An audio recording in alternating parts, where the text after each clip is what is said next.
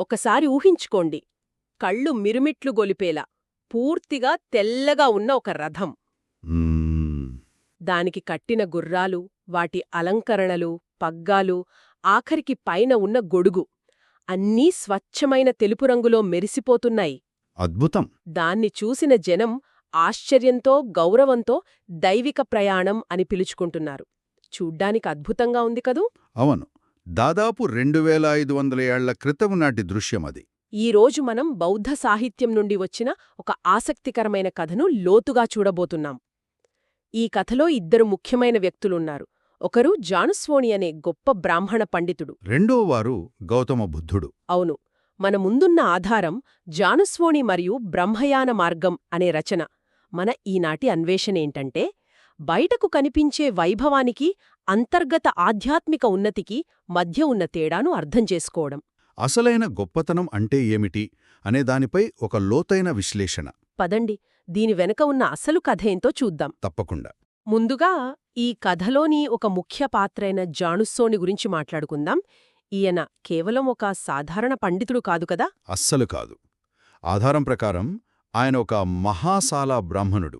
మహాసాల అంటే అపారమైన సంపద, లోతైన జ్ఞానం, సమాజంలో గొప్ప గౌరవం ఉన్న వ్యక్తి అన్నమాట.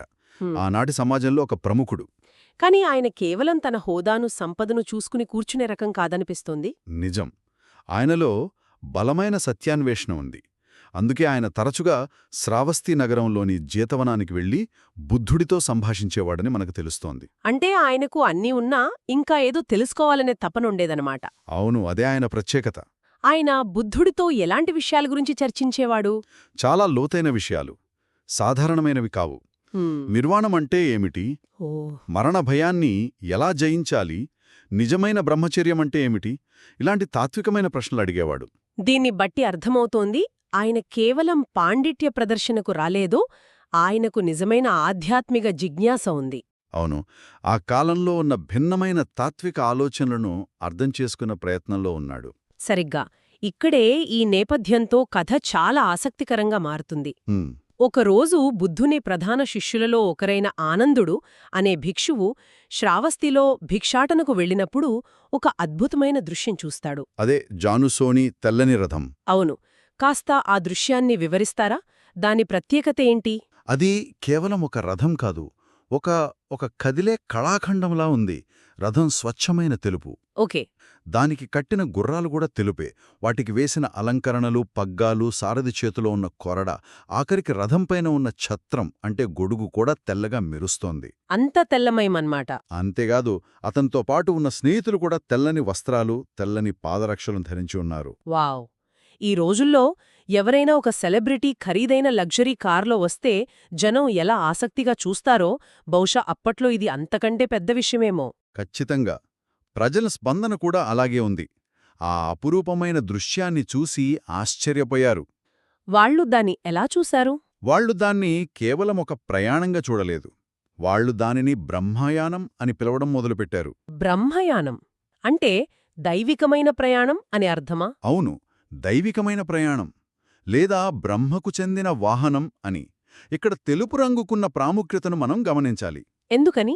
ఆ కాలంలో తెలుపు రంగు పవిత్రతకు, స్వచ్ఛతకు, ఉన్నత స్థాయికి, ఒక రకమైన దైవత్వానికి చిహ్నం. ఓకే, అర్థమైంది. కాబట్టి ప్రజల దృష్టిలో ఆ భౌతిక వైభవమే ఒక ఆధ్యాత్మిక ఉన్నతికి నిదర్శనంగా కనిపించింది. అంటే ఎవరైనా అంత వైభవంగా కనిపిస్తే వారు ఆధ్యాత్మికంగా కూడా ఉన్నతమైనవారని ప్రజలు భావించారన్నమాట. సరిగ్గా అదే. మరి ఈ దృశ్యం చూసిన ఆనందుడు ఏం చేశాడు? ఆనందుడు తిరిగి జేతవనానికి వచ్చి తను చూసిన ఆ అద్భుతమైన దృశ్యం గురించి బుద్ధుడికి వివరిస్తాడు. ఆ తరువాత ఆయన బుద్ధుడిని ఒక చాలా కీలకమైన ప్రశ్న అడుగుతాడు. ఏంటని? భగవాన్, ప్రజలు జానుసోణి రథాన్ని బ్రహ్మయానమని పిలుస్తున్నారు. మన ధర్మంలో, మన బోధనల్లో కూడా అలాంటి బ్రహ్మయానమనే భావన ఉందా అని. ఇది కథలో ఒక మలుపు లాంటిది. ఒక భౌతికమైన దృశ్యం ఇప్పుడొక తాత్వికమైన ప్రశ్నకు దారితీసింది. అవును, ఇక బుద్ధుడు చెప్పిన సమాధానమే ఈ కథకు ప్రాణం పోసింది. ఆయనేమన్నారు? ఆయన, అవును ఆనంద, మన ధర్మంలో కూడా ఉంది అని చెప్పి ఒక అద్భుతమైన వివరణ ఇస్తారు. అదేమిటంటే ఆయన ఏమంటారంటే అసలైన బ్రహ్మయానం ధర్మయానం మరేదో కాదు, అది ఆర్య అష్టాంగ మార్గమే అని వివరిస్తాడు. ఓ ఇది చాలా ఆసక్తికరంగా ఉంది. అంటే బుద్ధుడు లోకంలో వాడుకలో ఉన్న ఒక పదాన్ని తీసుకుని దానికి పూర్తిగా కొత్త అర్థాన్నిస్తున్నాడన్మాట. ఖచ్చితంగా ఇది బుద్ధుని బోధనా శైలిలోని ఒక గొప్ప నైపుణ్యం. చెప్పాలంటే ఒక రకమైన బ్రాండ్ హైజాక్ లాంటిది. అంటే ప్రజలకు బాగా తెలిసిన గౌరవించే బ్రహ్మయానమనే పదాన్ని తీసుకొని దాని నిర్వచనాన్ని భౌతిక ప్రపంచం నుండి అంతర్గత ప్రపంచానికి మార్చేశారు. వావ్! తెల్లని రథం కాదు, రాగ ద్వేష మోహాలను నశింపచేసి నిర్వాణానికి చేర్చే మార్గమే నిజమైన దైవిక ప్రయాణం అని ఆయన స్పష్టం చేశారు. నీ దగ్గర ఏముంది అనేదానికంటే నువ్వు ఎలా ఉన్నావు, నీ మనసు ఎలా ఉంది అనేది ముఖ్యమని చెప్పకనే చెప్పారు. ఇది 2500 ఏళ్ల క్రితమే నెట్వర్త్ కన్నా సెల్ఫ్ వర్త్ గొప్పదని చెప్పినట్టుగా ఉంది. అద్భుతంగా చెప్పారు. సరిగ్గా అదే భావన. సరే, మరి ఆ నిజమైన బ్రహ్మయానం అని చెప్పబడిన ఆర్య అష్టాంగ మార్గం గురించి కొంచెం వివరంగా మాట్లాడుకుందాం. తప్పకుండా. ఇది కేవలం 8 నియమాల జాబితా కాదు కదా? అస్సలు కాదు. ఇది ఒక సంపూర్ణమైన జీవన విధానం. మనసును జీవితాన్ని ఉన్నతంగా తీర్చిదిద్దుకోవడానికి ఒక ఆచరణాత్మక మార్గదర్శి. ఈ 8 అంశాలు ఒకదానితో ఒకటి ముడిపడి ఉంటాయి. ఇది జానుసోని రథం లాంటిది కాదు. ఆ రథం అందమైనదే, కాని అది తాత్కాలికం, బాహ్యం.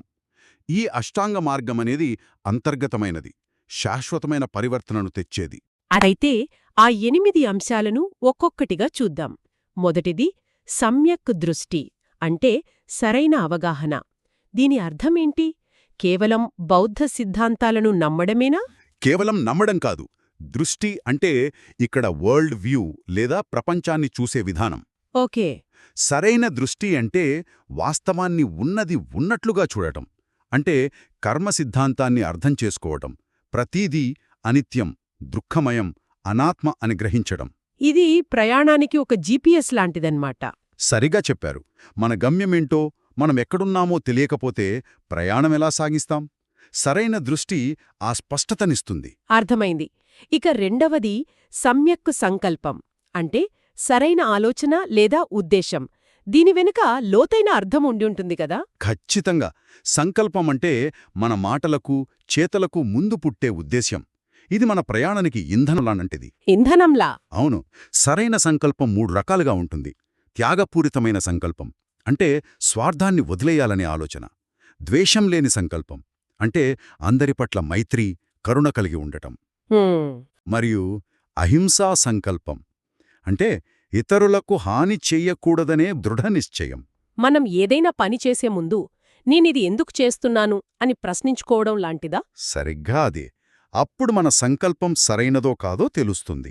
ఇది చాలా శక్తివంతమైన ఆలోచన. ఇక మూడవది సమ్యక్ వాక్కు, అంటే సరైన మాట. ఇది ఈ రోజుల్లో చాలా ముఖ్యమైనదిగా అనిపిస్తోంది. 100కి 100 నిజం. ముఖ్యంగా సోషల్ మీడియా యుగంలో సరైన మాట అంటే కేవలం అబద్ధాలు చెప్పకుండా ఉండటం మాత్రమే కాదు. ఇంకా ఏముంది? ఇందులో 4 అంశాలున్నాయి. 1 అబద్ధాలు ఆడకపోవడం, 2 చాడీలు చెప్పకపోవడం. అంటే ఒకరి గురించి మరొకరికి చెడుగా చెప్పడం. అవును. 3 కఠినమైన పరుషమైన మాటలు మాట్లాడకపోవడం. 4 పనికిమాలిన వ్యర్థమైన కబుర్లు చెప్పకపోవడం. మాటలను నిర్మాణాత్మకంగా వాడాలి. నిజమే. ఈ ఒక్క సూత్రాన్ని పాటిస్తేనే మన జీవితంలో ఎంత మార్పొస్తుందో. చాలా మార్పొస్తుంది. ఇక 4వది సమ్యక్ కమ్మాంతం, అంటే సరైన ప్రవర్తన. మరియు 5వది సమ్యక్ ఆజీవనం, అంటే సరైన జీవనోపాధి. ఈ రెండూ ఒకదానికొకటే సంబంధమున్నవేనా? అవును, 2 మన చర్యలకు సంబంధించినవే. సమ్యక్ కమ్మాంతం అంటే మన శారీరక చర్యలు, అంటే హత్య, దొంగతనం, కామదురాచారాలకు పాల్పడకపోవడం. మరి సరైన జీవనోపాధి అంటే మన జీవనోపాధి ఇతరులకు హాని కలిగించేదిగా ఉండకూడదు. ఉదాహరణకు ఆయుధాల వ్యాపారం, మాదక ద్రవ్యాల వ్యాపారం, ప్రాణులను హింసించే వ్యాపారాలు, ఇవన్నీ సరైనవి కావు. అంటే మనం చేసే పని మనసాక్షికి వ్యతిరేకంగా ఉండకూడదు. మన వ్యక్తిగత ప్రవర్తనే కాదు, మన వృత్తిపరమైన జీవితం కూడా ధర్మబద్ధంగా ఉండాలి. సరే. తర్వాత 6వది సమ్యక్ వ్యాయామం, అంటే సరైన ప్రయత్నం. వ్యాయామం అంటే ఇక్కడ శారీరక వ్యాయామం కాదనుకుంటా. కాదు. ఇక్కడ వ్యాయామం అంటే మానసిక ప్రయత్నం. అదెలా? ఇందులో కూడా 4 దశలున్నాయి. ఒకటి, మనలో ఇంకా పుట్టని చెడు ఆలోచనలను పుట్టకుండా ఆపడానికి ప్రయత్నించడం. 2, ఇప్పటికే ఉన్న చెడు ఆలోచనలను వదిలించుకోవడానికి ప్రయత్నించడం. ఓకే. 3, మనలో ఇంకా పుట్టని మంచి గుణాలను పెంపొందించుకోవటానికి ప్రయత్నించడం. 4, ఇప్పటికే ఉన్న మంచి గుణాలను కాపాడుకుంటూ ఇంకా వృద్ధి చేసుకోవడం. ఇది మనసు అనే తోటను నిరంతరం శుభ్రంగా, అందంగా ఉంచుకునే ప్రయత్నం లాంటిది. అద్భుతంగా చెప్పారు. సరిగ్గా అదే. ఇక చివరి 2, 7వది సమ్యక్ స్మృతి అంటే సరైన మెలకువ లేదా స్పృహ, మరియు 8వది సమ్యక్ సమాధి అంటే సరైన ఏకాగ్రత. ఈ 2 ధ్యానానికి సంబంధించినవిగా అనిపిస్తున్నాయా? అవును, ఇవి మార్గంలోని అత్యున్నత దశలు. స్మృతి అంటే మైండ్ఫుల్నెస్, అంటే వర్తమానంలో ఈ క్షణంలో జీవించడం. మన శరీరం ఏం చేస్తోంది, మనసులో ఏమొస్తోంది అని గమనించడమా? అవును, ఒక సాక్షిలా గమనించడం. ఇది మన రథాన్ని నడిపే సారథి లాంటిది. సారథి మెలకువగా ఉంటేనే ప్రయాణం సవ్యంగా సాగుతుంది. మరి సమాధి? సమాధి అంటే ఏకాగ్రత. మనసును ఒకే విషయంపై నిలిపి దానిని ప్రశాంతంగా, స్థిరంగా ఉంచగలిగే స్థితి. ఇది గమ్యాన్ని చేరడానికి అవసరమైన శక్తిని, స్పష్టతను ఇస్తుంది. అష్టాంగ మార్గమనే రథం మన అంతర్గత ప్రపంచంలో ప్రయాణిస్తుందన్నమాట. సరిగ్గా అదే. ఈ కథలోని సారాంశం ఇప్పుడు మరింత స్పష్టంగా అర్థమవుతోంది. బాహ్య ఆడంబరం తాత్కాలికం, కాని అంతర్గత శుద్ధి, పరివర్తన శాశ్వతమైనవి. సరిగ్గా అదే. బుద్ధుడు ఈ కథ ద్వారా ఒక శక్తివంతమైన సందేశాన్నిచ్చాడు. నిజమైన దైవత్వం, నిజమైన గొప్పతనం తెల్లని రథాలలోనో, ఖరీదైన వస్తువులలోనో లేదు. అది మనలోనే ఉంది. అవును, అది మన ఆలోచనలలో, మన మాటలలో, మన చేతలలో, మన మనసును మనం తీర్చిదిద్దుకునే విధానంలోనే ఉంది. ప్రజలకు సులభంగా అర్థమయ్యే ఒక దృశ్యాన్ని, ఒక పదాన్ని తీసుకుని ఇంత లోతైన తాత్వికతను బోధించడం ఆయనకే చెల్లింది. అవును, అది ఆయన ప్రత్యేకత. మనం ముగించే ముందు వినేవారి కోసం ఒక ఆలోచనను వదిలివెడ్దాం. తప్పకుండా. మనకు అందిన ఆధారం ఈ అష్టాంగ మార్గాన్ని అనుత్తర సంగ్రామ విజయం అని కూడా పిలుస్తుందని చెబుతోంది. దీనికి అర్థం సాటిలేని యుద్ధంలో గెలుపు అని. ఇంతకు ఇక్కడ చెప్పబడుతున్న యుద్ధం ఏది? శత్రువు ఎవరు? మంచి ప్రశ్న.